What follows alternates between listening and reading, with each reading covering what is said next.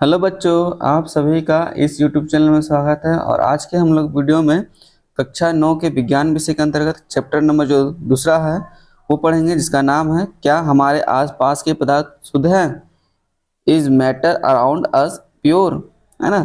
तो इसके कुछ हम इम्पोर्टेंट तथ्य के बारे में जानेंगे। उसके बाद हम इसके बाद ऑब्जेक्टिव क्वेश्चन को हल करेंगे। तो आप पेन और कॉपी साथ में लेकर बैठे ताकि हम जो ऑब्जेक्टिव क्वेश्चन लगवाएंगे वो आप पहले से कुछ राइट डाउन कर लें, ठीक है। और आपसे निवेदन है कि जो भी बच्चे इस चैनल को सबसे पहली बार विजिट किए हैं, इस चैनल को सब्सक्राइब कर लें और साथ ही साथ वीडियो को लाइक कर दें और बेल आइकन को प्रेस करना ना भूलें, ताकि हमारे द्वारा कोई वीडियो अपलोड किया जाएगा उसका नोटिफिकेशन सबसे पहले आप लोगों तक पहुंचेगा और इसका लाभ सबसे पहले आपको ही मिलेगा। तो चलिए हम लोग देर ना करते हुए वीडियो को स्टार्ट करते हैं। तो मेरा जो फर्स्ट पॉइंट है क्या है, देखिए फर्स्ट पॉइंट, एक शुद्ध पदार्थ एक ही प्रकार के कणों से मिलकर बना होता है। हम लोग जानते हैं जितने आसपास आप बोलिएगा पदार्थ क्या है, तो हमने पिछले जो चैप्टर नंबर 1 है उसमें हम लोग क्लियर कर चुके थे कि पदार्थ क्या है। पदार्थ वह वस्तु है जिसमें जो द्रव्यमान होती है, साथ ही उसका कुछ आयतन होता है जिसको जो कि आकार अपना स्थान घेरती है, ठीक है। तो वैसे वस्तु को हम लोग क्या कहेंगे, पदार्थ कहेंगे, ठीक है। तो अब यहाँ बता रहा है कि एक शुद्ध पदार्थ एक ही प्रकार के कणों से मिलकर बने होते हैं, ठीक है। नेक्स्ट पॉइंट है हमारा, मिश्रण एक या एक से अधिक शुद्ध तत्वों या यौगिकों से मिलकर बनता है। जो मिश्रण होता है एक या एक से अधिक शुद्ध तत्व या तो फिर यौगिक से मिलकर बनती है, ठीक है।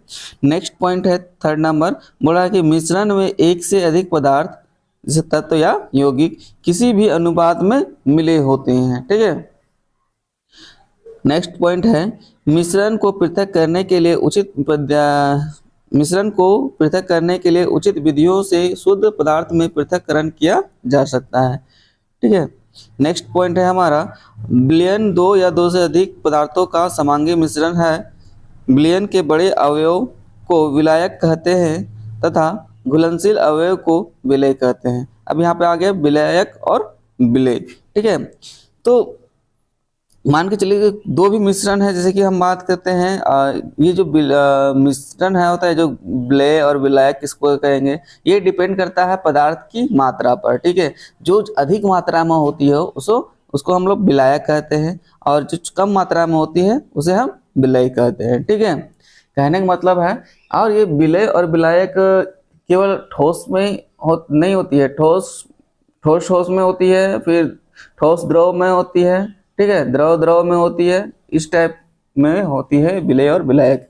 मीन्स कहने का मतलब है, अगर एक बोरा चावल में 1 केजी कंकड़ डाल दे तो हमारा ये चावल का बोरा और कंकड़ इसमें विलय और विलायक कौन हो जाएगा, तो जो अधिक मात्रा में बच्चों वो क्या हो जाएगा, हमारा विलायक हो जाएगा, ठीक है। और जो कम मात्रा में है वो विलय हो जाएगा। मीन्स चावल हमारा विलायक हो जाएगा और जो कंकड़ हो जाएगा वो हमारा विलय हो जाएगा, ठीक है।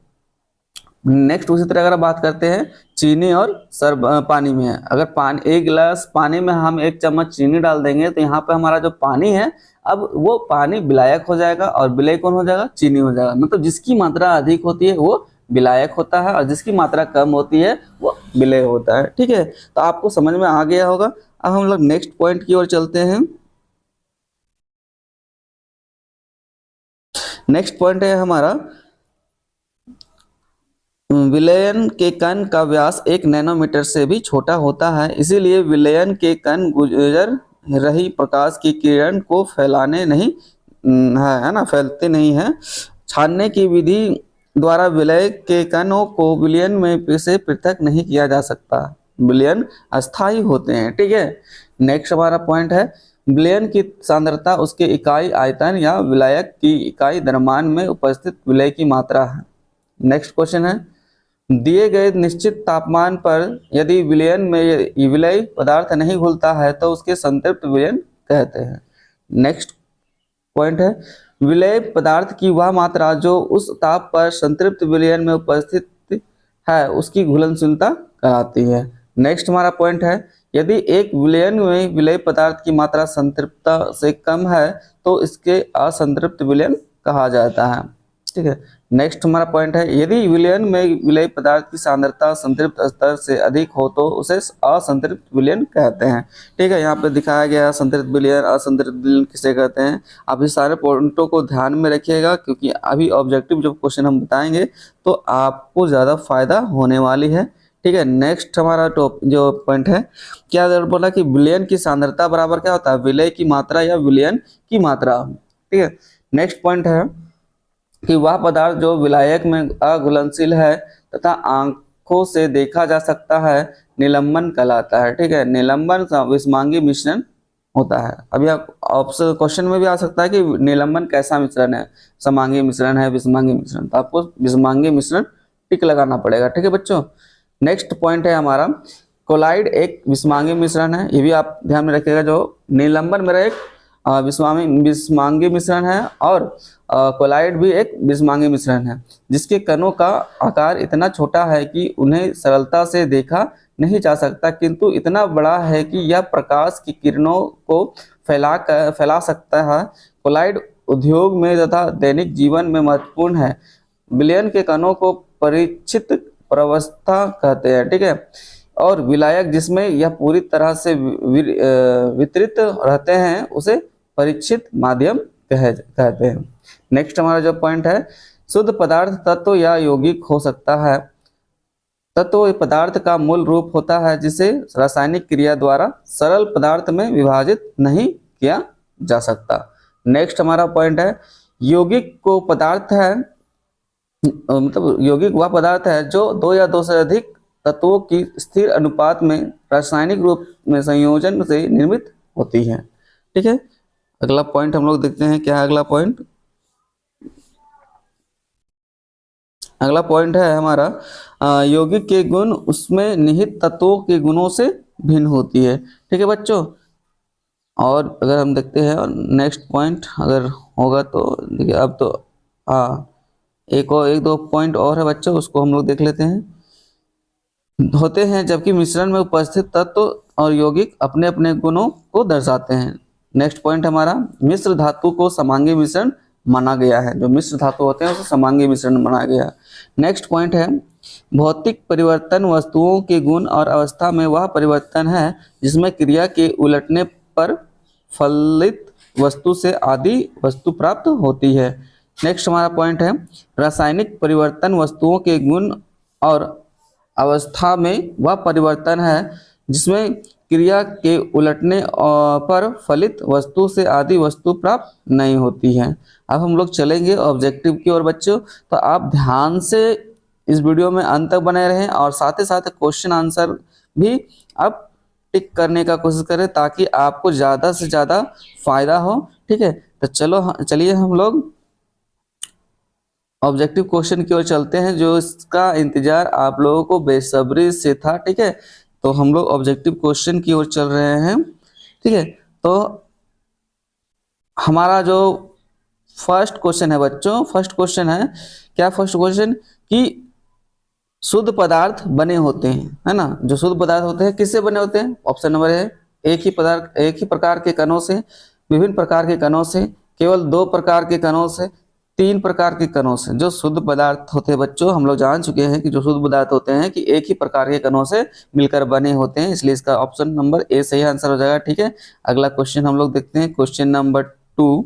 तो क्वेश्चन नंबर 2 है, जल एक है, कैसा है, एक मिश्रण है, तत्व है, यौगिक है या विलयन है बच्चों। तो आपको बहुत अच्छे से पता चल गया होगा कि जल हमारा एक क्या है, यौगिक है। ठीक है, क्योंकि जल का सूत्र क्या होता है, H2O होता है बच्चों। ठीक है, यानी इसमें हाइड्रोजन का 2 अणु और ऑक्सीजन का 1 अणु यहाँ पे विद्यमान है, इसलिए हम इसको यौगिक कहेंगे। ठीक है, नेक्स्ट हमारा क्वेश्चन है, थर्ड नंबर हमारा क्वेश्चन है कि मिश्र धातु कैसी होती है, समांगी मिश्रण होती है, विषमांगी मिश्रण है या विलयन है या कोलाइड है। तभी हम लोग आपको बता चुके थे कि मिश्र धातु एक कैसी होती है, समांगी मिश्रण होती है, इसलिए इसका ऑप्शन नंबर ए सही आंसर हो जाएगा, समांगी मिश्रण। ठीक है, नेक्स्ट क्वेश्चन हम लोग चलते हैं, क्वेश्चन नंबर 4 है, विलयन के कण व्यास होता है ना, विलयन के कण का व्यास होता है डैश से कम होता है, कैसा होता है, 10⁻⁹ मीटर, 10⁻⁸ मीटर, 10⁻⁶ मीटर, 10⁻⁴ मीटर। तो बच्चों इसका जो सही आंसर हो जाएगा ऑप्शन नंबर ए सही आंसर हो जाएगा 10⁻⁹ मीटर होता है। ठीक है, चलिए हम लोग नेक्स्ट क्वेश्चन की ओर चलते हैं। 5वां नंबर क्वेश्चन है हमारा, समुद्र का जल एक है, क्या यौगिक है, मिश्रण है, निलंबन है या विलयन है? तो बच्चों इसका जो सही आंसर हो जाएगा ऑप्शन नंबर बी सही आंसर हो जाएगा बच्चों, मिश्रण होता है। समुद्र का जल कैसा होता है? मिश्रण होता है। ठीक है, अगला क्वेश्चन 6 नंबर हम आगे बढ़ते हैं। 6 नंबर क्वेश्चन है, विलयन में प्रकाश का मार्ग होता है कैसा? दिखाई देता है, दिखाई नहीं देता है, धुंधला दिखाई देता है, कभी दिखाई देता है और कभी दिखाई नहीं देता है। तो बच्चों इसका जो सही आंसर हो जाएगा ऑप्शन नंबर बी सही आंसर हो जाएगा, दिखाई नहीं देता है। ठीक है, विलयन में जो प्रकाश का मार्ग होता है वो दिखाई नहीं देता है, लेकिन जो कोलाइड होता है उसमें प्रकाश के मार्ग दिखाई देते हैं। ठीक है, नेक्स्ट हम लोग अगला क्वेश्चन की ओर चलते हैं। 6 के बाद देखिए बच्चों, 6 के बाद हम लोग नेक्स्ट क्वेश्चन अगर मिलेगा तो आपको 7 नंबर में आते हैं। 7 नंबर क्वेश्चन, अब ध्यान से बने रहिएगा, क्वेश्चन को देखिएगा और टिक भी लगाइएगा। ऑप्शन क्वेश्चन नंबर 7 है, दिए गए निश्चित ताप पर यदि विलयन में विलय पदार्थ नहीं घुलता है तो इसे कैसे क्या कहते हैं? संतृप्त विलयन कहते हैं, असंतृप्त विलयन कहते हैं, असंतृप्त अति संतृप्त विलयन कहते हैं, असंतृप्त विलयन कहते हैं या सामान्य विलयन कहते हैं? तो बच्चों इसका जो सही आंसर हो जाएगा ऑप्शन नंबर ए सही आंसर हो जाएगा, संतृप्त विलयन। ठीक है बच्चों, नेक्स्ट क्वेश्चन है 8 नंबर क्वेश्चन है, सॉरी थोड़ा सा मिस्टेक हो गया।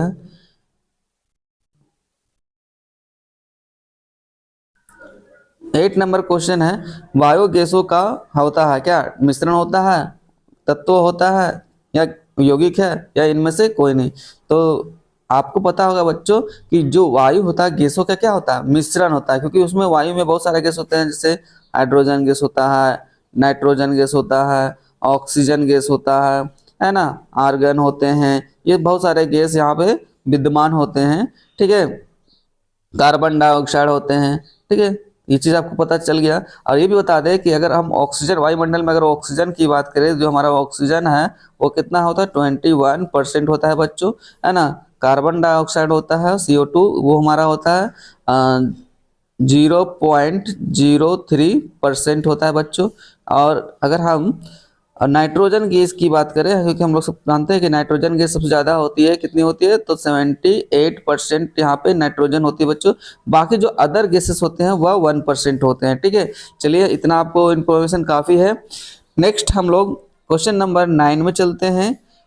क्वेश्चन नंबर 9 है कि विलय पदार्थ की वह मात्रा जो दिए गए ताप पर संतृप्त विलयन में उपस्थित है कहलाते हैं। ऑप्शन नंबर ए है घुलनशीलता, बी में है संतृप्तता, और सी में है घनत्व, और डी में है असंतृप्तता। ठीक है, तो बच्चों इसका जो सही आंसर हो जाएगा ऑप्शन नंबर ए सही आंसर हो जाएगा बच्चों, घुलनशीलता कहलाती है। ठीक है, नेक्स्ट क्वेश्चन हम लोग चलते हैं। ठीक है, इतना आपको समझ में आ गया होगा। नेक्स्ट क्वेश्चन नंबर 10 है कि विलायक तथा विलय के संयोग से बनता है। चलिए हम आप बताइए कि विलायक और विलय के संयोग से क्या बनता है? तो ऑप्शन नंबर है यौगिक बनता है, तत्व बनता है, विलयन बनता है या पदार्थ बनता है? तो बच्चों इसका जो सही आंसर हो जाएगा ऑप्शन नंबर सी सही आंसर हो जाएगा बच्चों, विलयन बनता है। ठीक है, नेक्स्ट हम लोग क्वेश्चन नंबर 11 की ओर चलते हैं। क्वेश्चन नंबर 11 है, जल में चीनी का मिश्रण। देखिए जल में चीनी का मिश्रण तो कैसा है? समांगी मिश्रण है, विषमांगी मिश्रण है, या ए बी में कोई नहीं, मतलब दोनों, और या फिर ए बी दोनों? आपको बताना है कि इनमें से कौन सा आंसर सही होगा। तो आपका जो सही आंसर हो जाएगा बच्चों वो ऑप्शन नंबर ए सही आंसर हो जाएगा, समांगी मिश्रण है। जल में चीनी का जो मिश्रण है वो समांगी मिश्रण के अंतर्गत आता है। नेक्स्ट हम लोग 11 के बाद हम लोग 12 नंबर की ओर आते हैं। चलिए 12 नंबर हमारा क्वेश्चन है। 12 नंबर क्वेश्चन है 12 नंबर क्या बोलता है कि गैसीय विलयन का उदाहरण है। तो गैसीय विलयन का उदाहरण है, देखिए ऑप्शन नंबर है हाइड्रोजन, बी में है कार्बन डाइऑक्साइड, सी में है क्लोरीन, और डी में है वायु। तो बच्चों इसका जो सही आंसर हो जाएगा ऑप्शन नंबर डी सही आंसर हो जाएगा, वायु। वायु क्या है? एक गैसीय विलयन है। ठीक है, बहुत सारे इसमें गैस उपस्थित होते हैं। नेक्स्ट हम लोग 13 नंबर की ओर चलते हैं।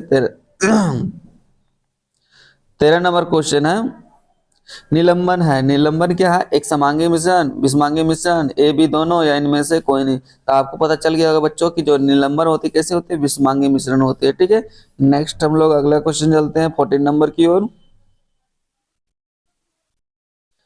14 नंबर क्वेश्चन है यदि एक विलयन में विलेय पदार्थ की मात्रा संतृप्तता से कम हो तो इसे कहते हैं, कैसे, क्या कहते हैं? संतृप्त विलयन, असंतृप्त विलयन, अति संतृप्त विलयन या कोलाइडल। ठीक है, तो बच्चों इसका जो सही आंसर हो जाएगा ऑप्शन नंबर बी सही आंसर हो जाएगा बच्चों, असंतृप्त विलयन कहते हैं। ठीक है, अगला हम लोग क्वेश्चन चलते हैं 15 नंबर की ओर।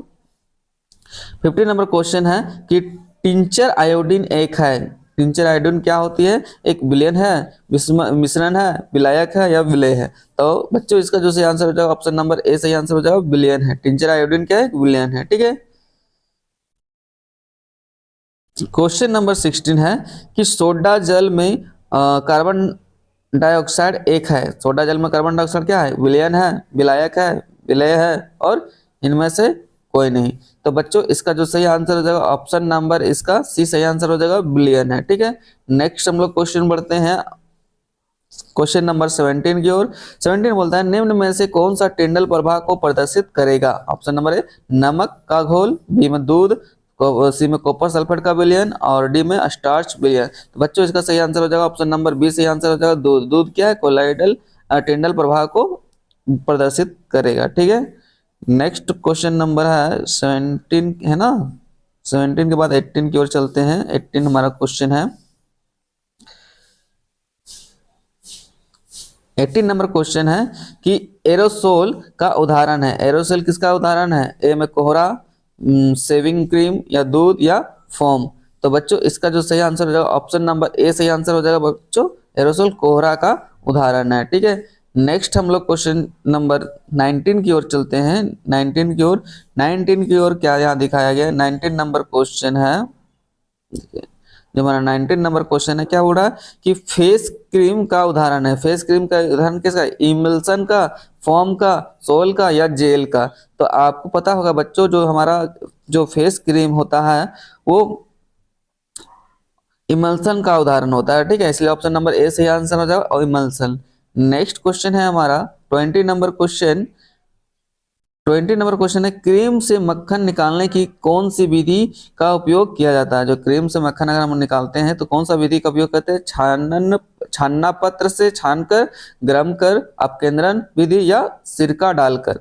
तो आपको पता होगा बच्चों जो क्रीम से मक्खन निकालने की जो प्रोसेस होती है वो अपकेंद्रण विधि के द्वारा होती है। ठीक है, इसलिए इसका ऑप्शन नंबर सी सही आंसर हो जाएगा, अपकेंद्रण। ठीक है, नेक्स्ट क्वेश्चन हम लोग 21 नंबर की ओर चलते हैं। आप वीडियो में अंत तक बने रहे, और वीडियो अच्छा लग रहा है तो आप वीडियो को लाइक कर ले और चैनल को सब्सक्राइब करके अपने बेल आइकन को प्रेस कर दे, ताकि हमारे द्वारा कोई भी वीडियो अपलोड किया जाएगा तो उसका नोटिफिकेशन सबसे पहले आप लोगों तक बच्चे पहुंचेगा। ठीक है, नेक्स्ट 21 नंबर क्वेश्चन है कि ठोस सोल का उदाहरण है। जो ठोस सोल किसका उदाहरण है? रंगीन रत्न का, पनीर का, दूध का, या कुहासा का? तो बच्चों इसका जो सही आंसर हो जाएगा ऑप्शन नंबर ए सही आंसर हो जाएगा बच्चों, रंगीन रत्न का उदाहरण है। ठीक है, नेक्स्ट नंबर हम लोग 22 नंबर क्वेश्चन की ओर चलते हैं। 22 नंबर हमारा क्वेश्चन बोलता है कि मिट्टी के तेल और जल के मिश्रण को अलग करने के लिए उपयोग किया जाता है। पहला छानना पात्र का, दूसरा पृथक्करण कीप का,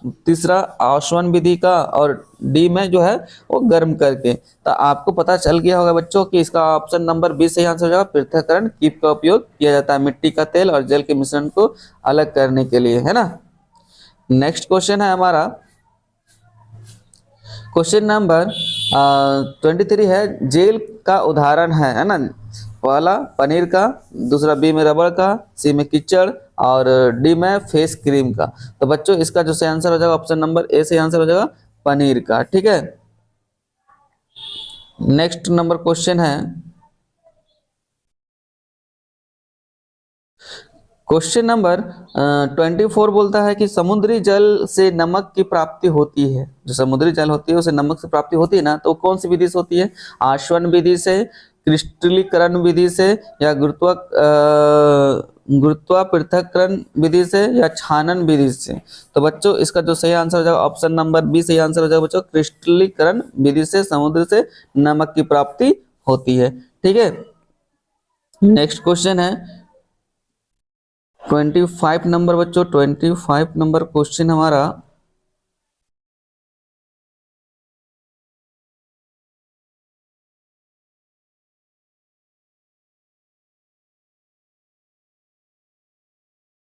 ट्वेंटी फाइव नंबर क्वेश्चन है, विषमांगी मिश्रण क्या है? मिश्रण जिसकी बनावट समान हो, मिश्रण जिसकी बनावट असमान हो, या ए बी दोनों, या वह मिश्रण जिसकी कोई बनावट नहीं हो। तो बच्चों इसका जो सही आंसर हो जाएगा ऑप्शन नंबर बी सही आंसर हो जाएगा, मिश्रण जिसकी बनावट असमान हो। ठीक है, उसे विषमांगी मिश्रण कहेंगे।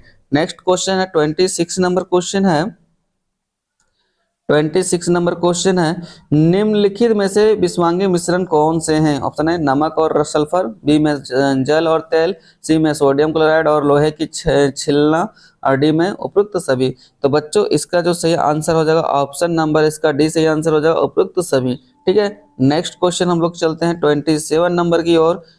27 नंबर बोलता है निम्नलिखित में से कौन एक विलयन है? तो पहला नींबू पानी, बी में सोडा जल, सी में आयोडीन और कोलाहल एल्कोहल का विलयन, और डी में उपयुक्त में से सभी।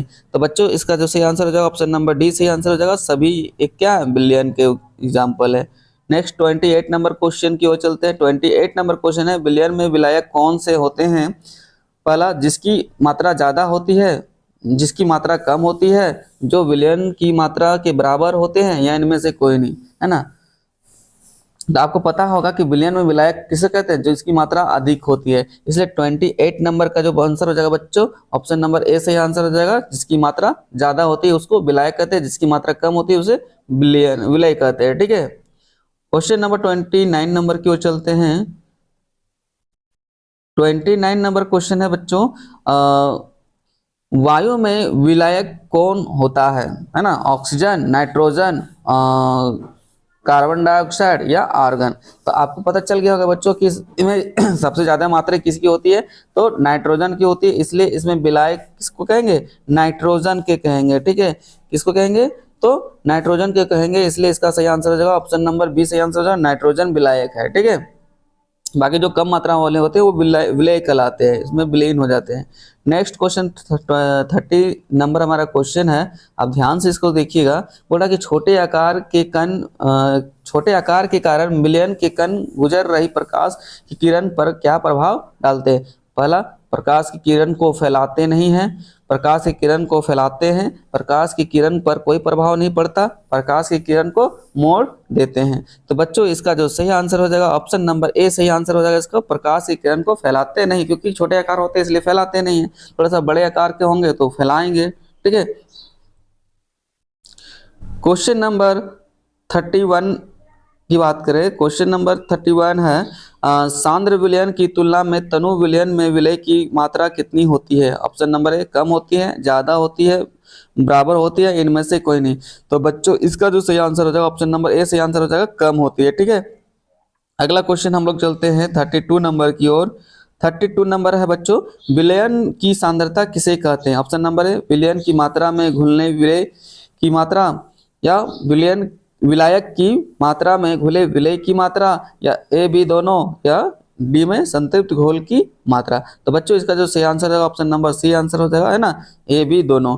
नेक्स्ट क्वेश्चन है 33 नंबर क्वेश्चन की ओर चलते बच्चों। 33 नंबर क्वेश्चन बताता है कि विलयन कैसे होते हैं? अस्थाई होते हैं, अस्थाई होते हैं, या दोनों होते हैं, या छोटे होते हैं? तो आपको पता चल गया कि ऑप्शन नंबर सही ए सही से है, अस्थाई होते हैं। विलयन कैसे होते हैं बच्चों? अस्थाई होते हैं, जबकि हम लोग पहले ही इसमें महत्वपूर्ण तथ्य में पढ़ चुके हैं। ठीक है, नेक्स्ट क्वेश्चन की ओर चलते हैं। 34 नंबर क्वेश्चन बोलता है, 34 नंबर क्वेश्चन बोल रहा है टिंडल प्रभाव क्या है? तो आपको पता होगा बच्चों टिंडल प्रभाव क्या है। तो ऑप्शन नंबर यहाँ पे देखिए, ऑप्शन में यहाँ पे दिया हुआ है, ऑप्शन नंबर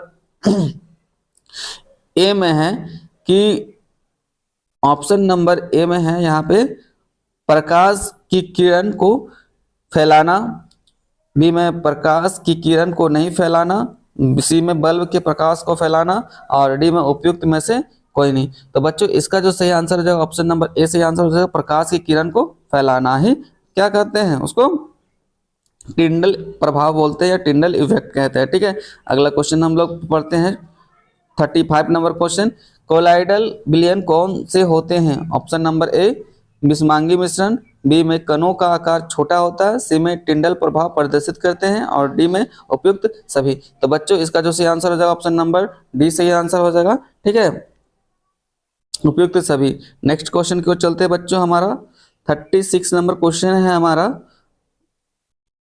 बादल किस प्रकार के कोलाइड का उदाहरण है? ऑप्शन नंबर गैसों में द्रव, ठोस में द्रव गैस और द्रव में गैस और डी में है द्रव में द्रव। तो बच्चों इसका जो सही आंसर हो जाएगा ऑप्शन नंबर ए सही आंसर हो जाएगा, गैस में द्रव का उदाहरण है। नेक्स्ट क्वेश्चन है हमारा 37 नंबर क्वेश्चन है, 37 नंबर क्वेश्चन है, दो घुलनशील द्रव के मिश्रण को किस विधि द्वारा पृथक किया जा सकता है? ठीक है, ऑप्शन नंबर ए आसवन विधि, बी में अपकेंद्रीय विधि, सी में पृथक्करण कीप द्वारा और क्रोमेटोग्राफी के द्वारा अलग किया जा सकता है। तो इसमें से जो सही आंसर हो जाएगा बच्चों ऑप्शन नंबर ए सही आंसर हो जाएगा, आसवन विधि द्वारा अलग किया जा सकता है। ठीक है, नेक्स्ट क्वेश्चन की ओर चलते हैं हम लोग। 38 नंबर क्वेश्चन है बच्चों, 38 नंबर है, काली स्याही में विद्यमान डाइओ का किस विधि द्वारा पृथक्करण किया जा सकता है? ऑप्शन नंबर है प्रभाजी आसवन, बी में आसवन, सी में वाष्पीकरण और डी में क्रोमेटोग्राफी। तो बच्चों इसका जो सही आंसर हो जाएगा ऑप्शन नंबर डी सही आंसर हो जाएगा, क्रोमेटोग्राफी के द्वारा होता है। नेक्स्ट क्वेश्चन है 39 नंबर क्वेश्चन है बच्चों, वायु में गैसों को किस विधि द्वारा प्राप्त कर सकते हैं? ऑप्शन नंबर है प्रभाजी आसवन, बी में वाष्पीकरण और सी में अपकेंद्रण और डी में पृथक्करण कीप द्वारा। तो बच्चों इसका जो सही आंसर हो जाएगा ऑप्शन नंबर ए सही आंसर हो जाएगा, प्रभाजी आसवन विधि द्वारा प्राप्त किया जा सकता है। नेक्स्ट क्वेश्चन की ओर हम लोग चलते हैं, 39 हो गया है, अब हम लोग 40 की ओर चलेंगे। 40 नंबर क्वेश्चन है बच्चों, नमक तथा कपूर के मिश्रण को किस विधि द्वारा पृथक कर सकते हैं? जो नमक और कपूर होता है उसको किस विधि द्वारा पृथक कर सकते हैं? ऑप्शन नंबर ए है आसवन विधि, बी में ऊर्ध्वपातन विधि, सी में वाष्पीकरण विधि और डी में अपकेंद्रण विधि। तो बच्चों इसका सही आंसर हो जाएगा ऑप्शन नंबर बी सही आंसर हो जाएगा, है ना। नमक और कपूर को हम लोग ऊर्ध्वपातन विधि द्वारा अलग कर सकते हैं, पृथक कर सकते हैं। क्वेश्चन नंबर यहाँ पे 41 है, रक्त के नशीले पदार्थ को किस विधि द्वारा पृथक किया जा सकता है? ऑप्शन नंबर है प्रभाजी आसवन, बी में पृथक्करण कीप, सी में है क्रोमेटोग्राफी और डी में है अपकेंद्रण। ठीक है, तो इसका जो सही आंसर हो जाएगा ऑप्शन नंबर सी सही आंसर हो जाएगा, क्रोमेटोग्राफी द्वारा अलग कर सकते हैं, पृथक कर सकते हैं। क्वेश्चन नंबर 42 है बच्चों, 42 नंबर बोलता है निम्नलिखित में से कौन ऊर्ध्वपातित होने योग्य पदार्थ नहीं है? ऑप्शन नंबर है अमोनियम क्लोराइड, बी में नेपथलीन, सी में कपूर और डी में नमक। तो बच्चों इसका जो सही आंसर हो जाएगा ऑप्शन नंबर डी सही आंसर हो जाएगा, नमक। नेक्स्ट हम लोग क्वेश्चन की ओर चलते हैं, तो 43 नंबर की ओर। ठीक है, 43 नंबर क्वेश्चन बोलता है समुद्री जल द्वारा प्राप्त नमक को शुद्ध करने के लिए किस विधि का उपयोग किया जाता है? ऑप्शन नंबर ए वाष्पीकरण, बी में क्रिस्टलीकरण, सी में आसवन विधि और डी में क्रोमेटोग्राफ है। तो बच्चों इसका जो सही आंसर हो जाएगा ऑप्शन नंबर ए सही आंसर, बी सही आंसर हो जाएगा, क्रिस्टलीकरण। ठीक है, नेक्स्ट हम लोग क्वेश्चन चलते हैं 44 नंबर की ओर। 44 नंबर क्वेश्चन बोलता है अशुद्ध कॉपर सल्फेट के नमूने में से शुद्ध कॉपर सल्फेट की किस विधि द्वारा प्राप्त कर सकते हैं? ऑप्शन नंबर है प्रभाजी आसवन, बी में आसवन, सी में है वाष्पीकरण और डी में है क्रिस्टलीकरण। ठीक है, तो बच्चों इसका जो सही आंसर हो जाएगा ऑप्शन नंबर इसका डी सही आंसर हो जाएगा, क्रिस्टलीकरण। नेक्स्ट क्वेश्चन हम लोग चलते हैं,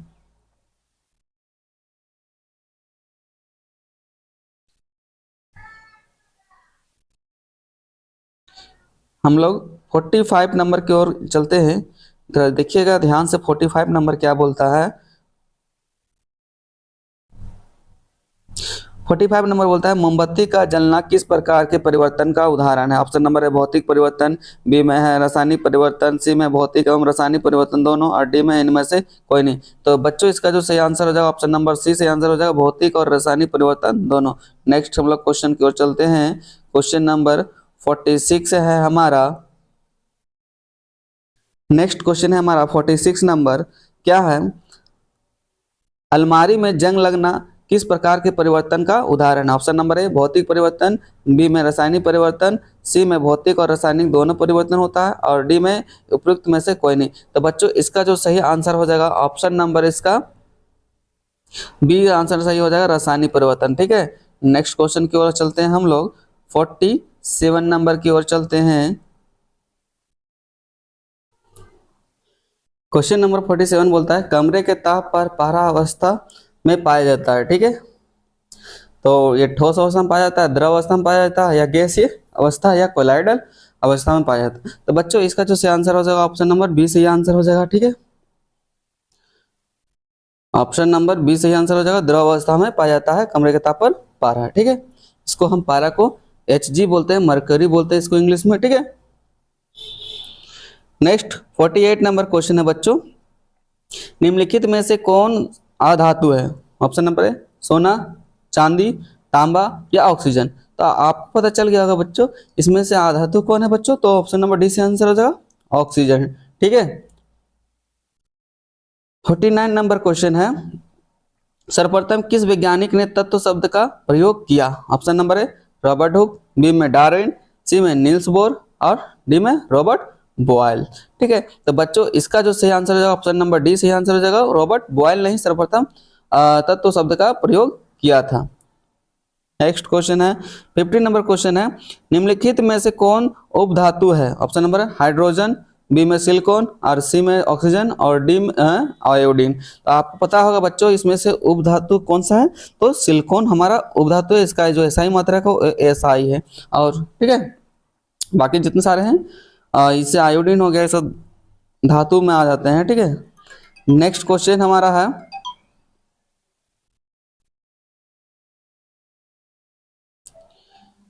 नेक्स्ट हमारा क्वेश्चन है 50 के बाद 51 नंबर हम लोग चलते हैं।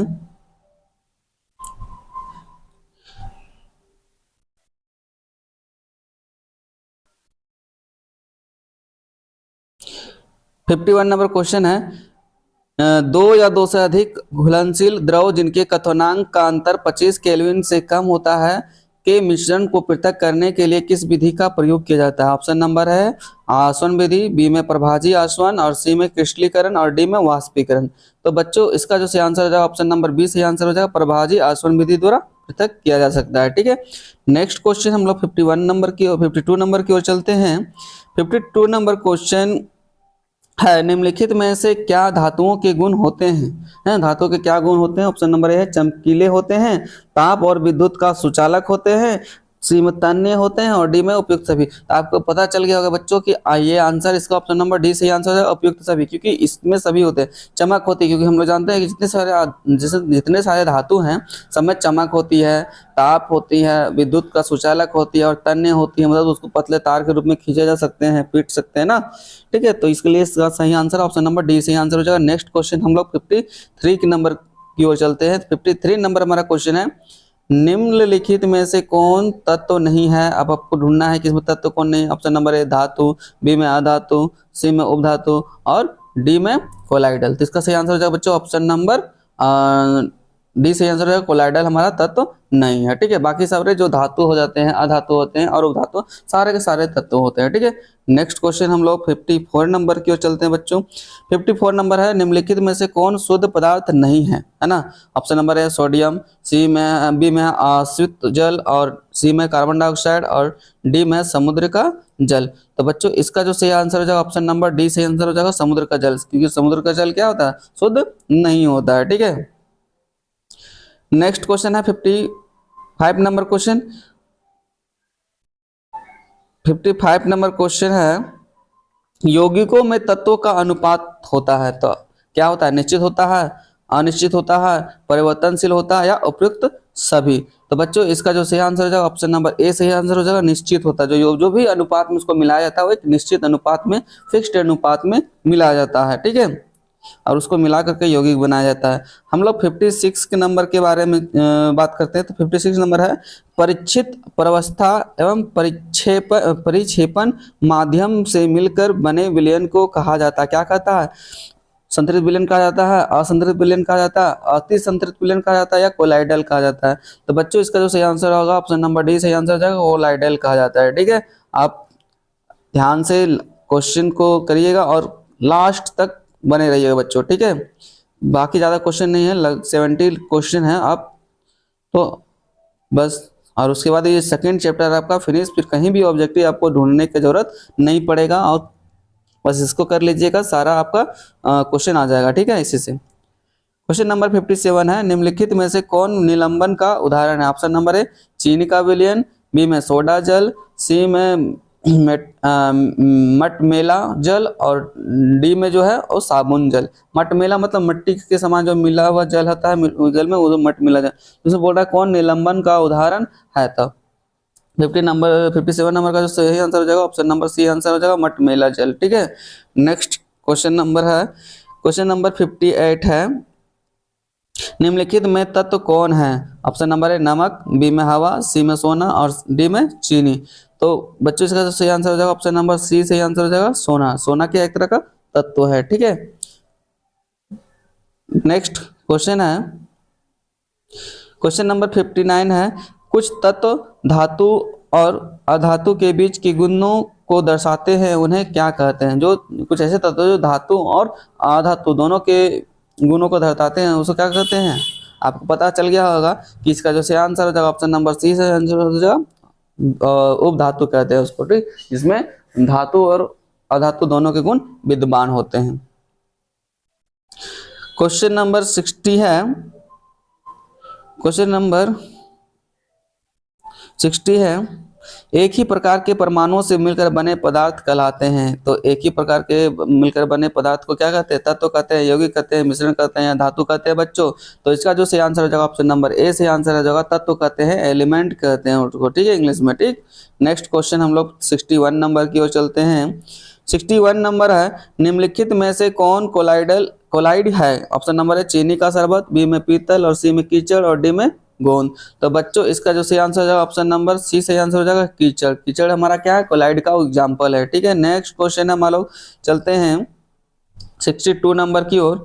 62 नंबर क्वेश्चन है, एक से अधिक तत्वों के निश्चित अनुपात में संयोगेश या संयोग क्या बनाते हैं ना, क्या बनता है? ऑप्शन नंबर ए तत्व, बी में यौगिक, सी में मिश्रण और डी में उपयुक्त सभी। तो बच्चों इसका सही आंसर हो जाएगा ऑप्शन नंबर बी सही आंसर हो जाएगा, यौगिक बनाता है, ठीक है। एक से अधिक प्रकार के तत्वों को मिला करके बनाया जाता है यौगिक। नेक्स्ट हमारा क्वेश्चन है 63 नंबर क्वेश्चन, ज्यादा क्वेश्चन नहीं है बच्चों, लास्ट तक होने वाला है, इसलिए अब थोड़ा सा और सब्र कीजिए। क्वेश्चन नंबर 63 है, निम्नलिखित में से कौन सा अधातु कमरे के ताप पर द्रव अवस्था में पाया जाता है ना? अधातु बोल रहा है, ठीक है। ऑप्शन नंबर है पारा, बी में है कार्बन, सी में है ऑक्सीजन और डी में है ब्रोमीन। तो बच्चों इसका जो सही आंसर हो जाएगा ऑप्शन नंबर डी सही आंसर हो जाएगा, ब्रोमीन, है ना, जिसको Br भी हम लोग बोलते हैं, ठीक है। ब्रोमीन ये अधातु है जो कि वो द्रव अवस्था में पाया जाता है। अगर धातु बोलते हैं तो धातु के लिए ऑप्शन नंबर यहाँ पे क्या हो जाता है? पारा सही आंसर हो जाता है, लेकिन यहाँ अधातु बोला है इसलिए ब्रोमीन इसका सही आंसर हो जाएगा। नेक्स्ट 64 नंबर क्वेश्चन है, निम्नलिखित में से किसके कणों को छानने की विधि द्वारा मिश्रण में से पृथक कर सकते हैं? ऑप्शन नंबर है विलयन, सी में है, बी में है निलंबन और सी में कोलाइड और डी में है यौगिक। तो बच्चों इसका जो सही आंसर हो जाएगा ऑप्शन नंबर बी सही आंसर हो जाएगा, निलंबन के कण को छानने की विधि से अलग कर सकते हैं क्योंकि इसका कण थोड़ा सा बड़ा होता है, ठीक है। नेक्स्ट क्वेश्चन नंबर 65 है, जांच प्रयोगशाला में रक्त और मूत्र के जांच में किस विधि का उपयोग या प्रयोग किया जाता है? ऑप्शन नंबर ए अपकेंद्रण विधि, बी में क्रोमेटोग्राफी विधि और सी में क्रिस्टलीकरण विधि और डी में आसवन विधि। तो बच्चों इसका जो सही आंसर हो जाएगा ऑप्शन नंबर बी सही आंसर हो जाएगा, क्रोमेटोग्राफी विधि द्वारा अलग किया जा सकता है ना, जांच किया जाता है। नेक्स्ट क्वेश्चन है 66 नंबर क्वेश्चन है बच्चों, निम्नलिखित में से कौन मिश्रण है? ऑप्शन नंबर ए सोना, बी में है तांबा, सी में जल और डी में दूध। तो आपको पता चल गया होगा बच्चों इसमें कौन मिश्रण है। तो 66 नंबर का सही आंसर हो जाएगा ऑप्शन नंबर डी सही आंसर हो जाएगा, दूध। दूध एक तुम्हारा क्या मिश्रण का एग्जांपल है। नेक्स्ट 67 नंबर क्वेश्चन है, निम्नलिखित में से समांगी मिश्रण है? ऑप्शन नंबर ए बालू तथा नमक का मिश्रण, बी में रक्त और सी में जल में नमक का मिश्रण और डी में तेल में जल का मिश्रण। तो बच्चों इसका जो सही आंसर हो जाएगा ऑप्शन नंबर सी सही आंसर हो जाएगा, जल में नमक का मिश्रण। नेक्स्ट 68 नंबर क्वेश्चन की ओर चलते हैं बच्चों। 68 नंबर क्वेश्चन बोलता है, कमरे के ताप पर गैसीय अवस्था में पाए जाने वाले तत्वों की संख्या होती है? ऑप्शन नंबर ए 10, बी में 5, सी में 11 और डी में 9, ठीक है। तो इसका जो सही आंसर हो जाएगा बच्चों 68 नंबर का ऑप्शन नंबर सी सही आंसर हो जाएगा 11 है ना। कमरे के ताप पर गैसीय अवस्था में पाए जाने वाले तत्वों की संख्या कितनी होती है 11, और हम लोग जानते हैं 11 कौन कौन सा गैस है, ठीक है। उसमें ऑक्सीजन, कार्बन डाइऑक्साइड, है ना, जितने सारे गैस आपको पता है वो सब आज में इसमें आ जाएंगे, है ना। ठीक, नेक्स्ट क्वेश्चन हम लोग चलते हैं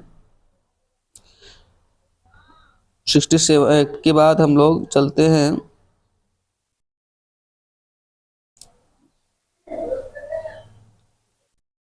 69 नंबर क्वेश्चन है बच्चों। परिक्षेपण माध्यम और परीक्षण प्रवस्था दोनों द्रव हो तो कोलाइडल कहलाते हैं, क्या कहलाते हैं, इमल्सन, एरोसोल, सोल या फोम। तो इसका जो सही आंसर हो जाएगा बच्चों ऑप्शन नंबर ए सही आंसर हो जाएगा, इमल्सन कहलाते हैं, ठीक है। नेक्स्ट क्वेश्चन हम लोग और लास्ट क्वेश्चन की ओर बढ़ते हैं, और ये हमारा आज का लास्ट क्वेश्चन है। तो हमारा ये टॉपिक भी खत्म होने वाला, सेकंड चैप्टर आपका फिनिश हो जाएगा पूरी तरह से। चलिए हम लोग 70 नंबर क्वेश्चन की ओर करते हैं कि मिश्र धातु पीतल में उपस्थित धातु हैं। तो आपको पता होगा कि मिश्र जो पीतल होता है उसमें कौन कौन से धातु मिले होते हैं। तो ऑप्शन नंबर है कॉपर, टिन और लोहा, निकेल, एल्युमिनियम। सी में है कॉपर, जिंक, और डी में है लोहा, टिन। तो बच्चों इसका जो सही आंसर होता है कॉपर और जिंक मिले होते हैं, ठीक है। देखिए पीतल, पी और जोड़ तल, है ना, या फिर पीतल से पिताजी बोल सकते हैं ना, पिताजी। देखो पी ता जी, तो पीतल में क्या क्या जुड़ा होता है, तो पीतल में तांबा और जिंक जुड़ा होता है, ठीक है। तो आज के लिए इतना ही, फिर मिलेंगे किसी नए वीडियो के साथ, ठीक है। तब तक लिए हमको दीजिए इजाज़त, और वीडियो को लाइक करना, सब्सक्राइब करना और अपने दोस्तों के साथ शेयर करना नहीं भूलिएगा। चलिए फिर मिलेंगे किसी नए वीडियो के साथ।